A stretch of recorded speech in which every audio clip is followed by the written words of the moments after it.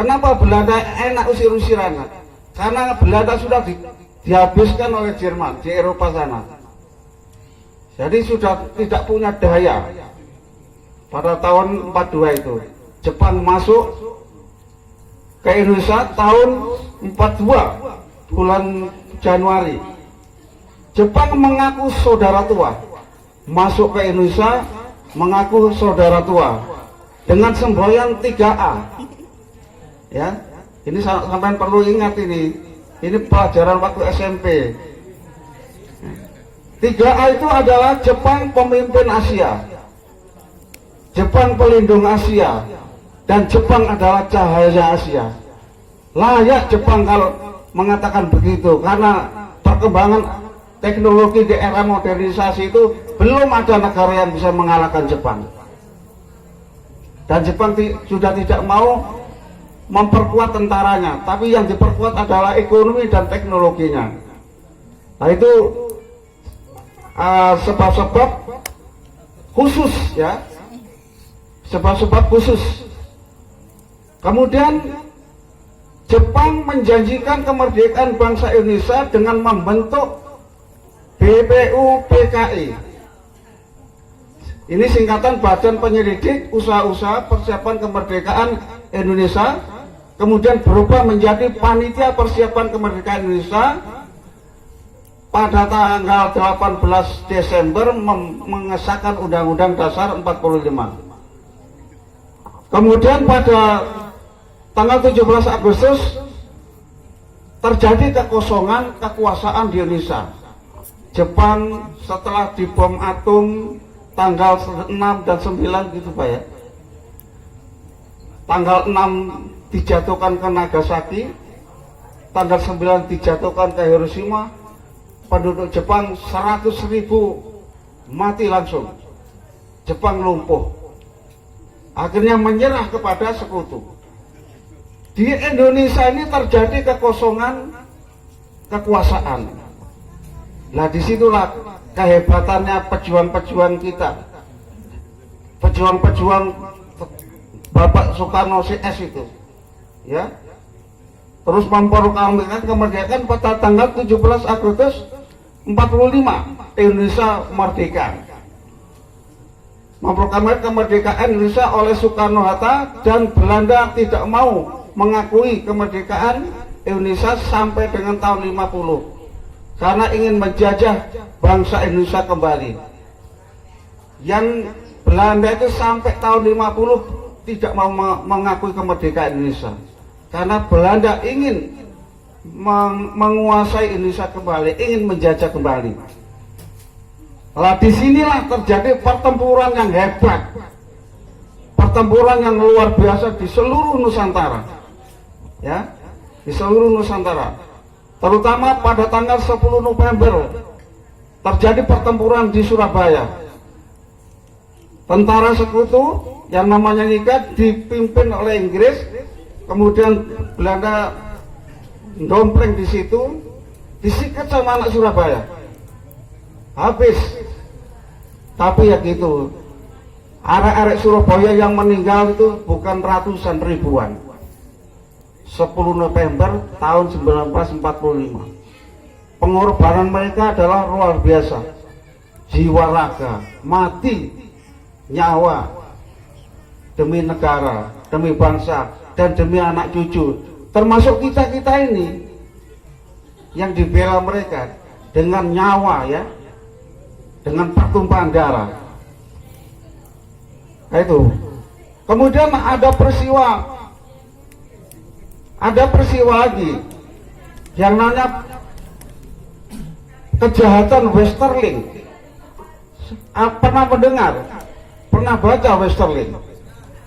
Itu adalah tentara Belanda yang hebat, yang lihai, yang terlatih dalam perang, membantai orang Sulawesi, pejuang-pejuang Sulawesi sebanyak 40.000 orang. Orang-orang digiring ke tanah lapang, diberuntung sama tentara-tentara Westerling itu. Itu tahun terjadi pada tahun 47. ya, peristiwa Westering.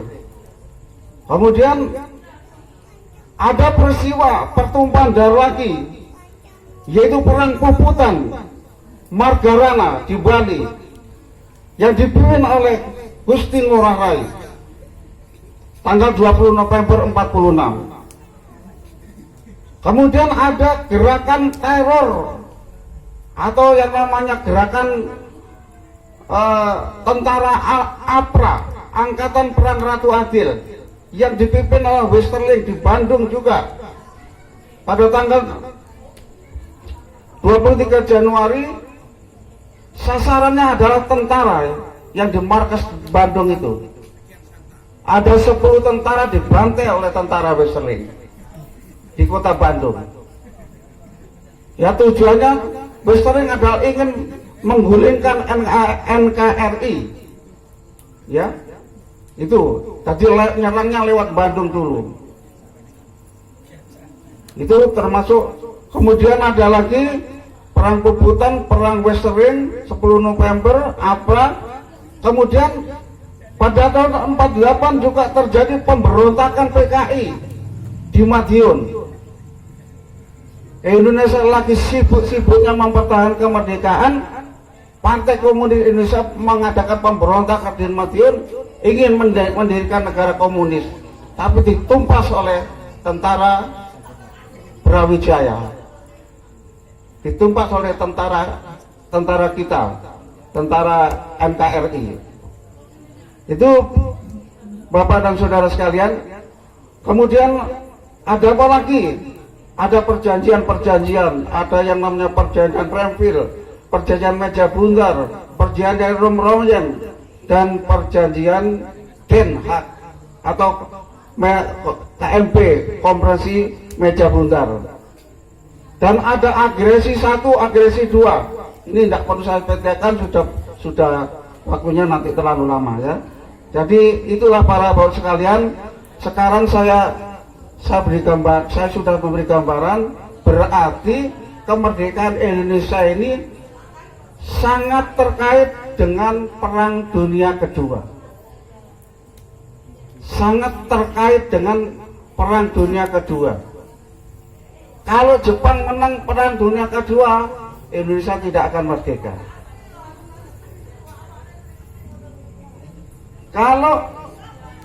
Tapi Jepang itu rupanya sudah punya insting. Dia mau membentuk badan kemerdekaan, badan penyelidik usaha-usaha kemerdekaan Indonesia, dan itu juga terlaksana.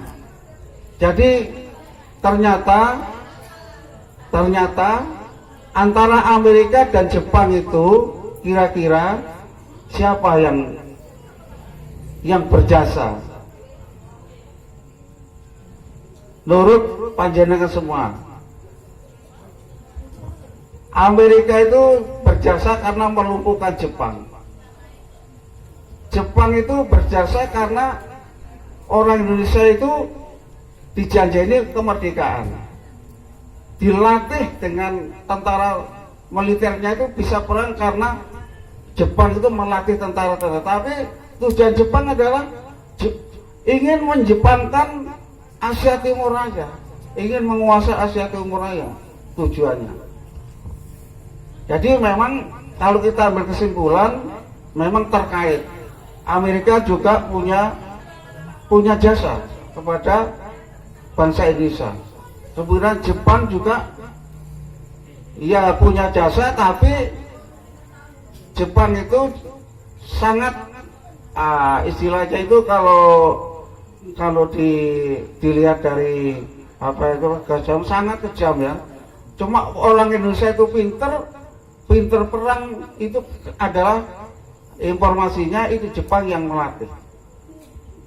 Para bapak sekalian, jadi kalau kita ambil kesimpulan, memang bangsa Indonesia itu proses perjalanannya memang begitu.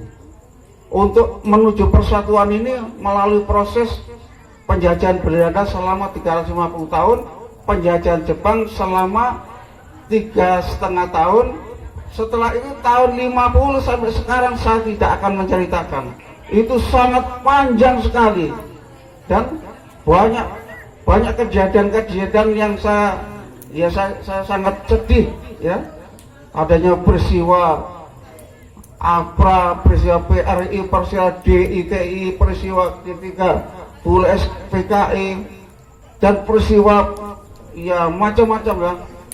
Jadi rakyat Indonesia sekarang ini sudah cukup makan garam ya, sudah cukup banyak pengalaman-pengalaman dalam menghadapi situasi yang sangat sulit, yang sangat keras.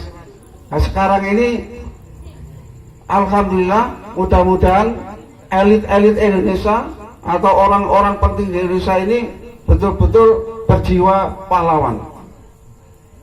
Kalau orang-orang penting di Indonesia itu punya jiwa pahlawan, rakyat akan makmur, akan lebih makmur. Indonesia negara gemari pahlawan jinawi. Ada orang Arab datang ke Indonesia pertama kali, datang ke Malang, ke Batu, bilangnya apa? Allah, ya Allah, Indonesia rahmat. Kagum melihat orang Indonesia. Datang ke Indonesia pertama kali, kagum sampai mengatakan, ya Allah, astagfirullah, Indonesia rahmat. Indonesia itu luar biasa. Ya, Indonesia itu negara kaya. Sekarang ini Indonesia masih secara makro Indonesia sudah makmur, tapi secara mikro tantangannya masih banyak. Masih banyak peredaran narkoba, masih ada gerakan teroris, masih ada kemaksiatan yang merajalela, masih ada kesenjangan sosial, masih ada koruptor yang masih merajalela. Itu saja rakyat Indonesia itu ekonominya masih bagus. Kalau mereka itu sudah betul-betul adil dalam memimpin rakyat, adil dalam segala, terutama ngatur ekonomi, tidak jadi tikus, Indonesia akan lebih makmur, akan lebih sejahtera. Ya, itu menurut pendapat saya. Tapi mudah-mudahan memang kita harus bermimpi bagaimana Indonesia nanti menjadi negara yang adil makmur. Sekarang sudah sejahtera aman, adilnya masih belum adil saja sudah sejahtera, apalagi kalau adil, pemimpinnya adil, tidak memperkaya diri sendiri. Yang penting hidup sederhana sama rakyat, ya, rakyatnya makmur, dia juga makmur. Kalau rakyatnya menderita, dia tidak mau bersenang-senang, berfoya-foya, tapi mengutamakan kepentingan rakyat. Nah ini yang belum tercipta. Penyakit bangsa Indonesia itu masih cenderung berjiwa makelar, bukan patriotik tapi makelar. Makelar apa sama jiwa makelar itu? Ya pikirannya cuma golek untung tok, ya. Ingin jadi ini jadi itu, tujuannya cari untung. Nah itu harus bisa, harus dirubah itu. Nawaitu-nya, mindsetnya itu harus dirubah. Harus punya jiwa kader, jiwa patriotik, jiwa nasionalis, jiwa militan. Saya cinta Indonesia, saya Indonesia.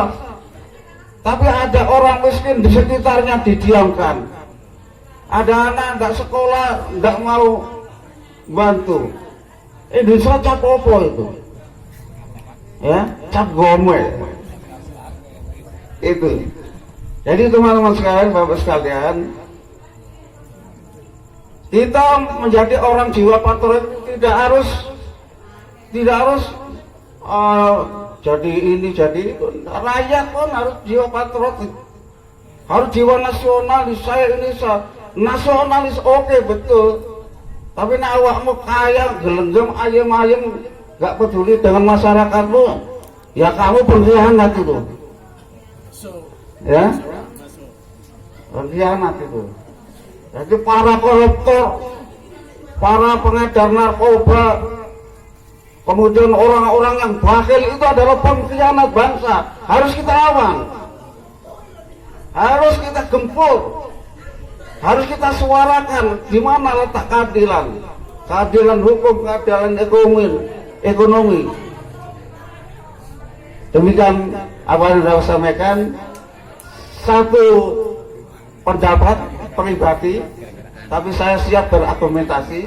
Kalau ada yang mau komplain, berdialog dengan saya, ya boleh berdialog untuk cari solusi, bukan cari menang-menangan. Jadi kalau saya itu misalnya sama cukup sama salah Pak Nyanyi, ya saya terima, ya. Tapi kalau saya ingatkan terus ngeyel, ya wes lana amaluna walakum amalukum wes ngono terserah antum gitu. Angel lah itu, jangan, harus bisa ya, harus bisa. Konsepnya itu apa? Hanya satu kok, konsepnya orang yang hebat itu hanya satu, hanya kejujuran. Wes aneh, kalau ada orang yang jujur di mana saja itu makmur, ya, ikhlas itu sak paket sama jujur ya, ya harus bisa itu ya. Makanya di sini agama itu sangat perlu untuk membentuk karakter yang jujur, yang ikhlas.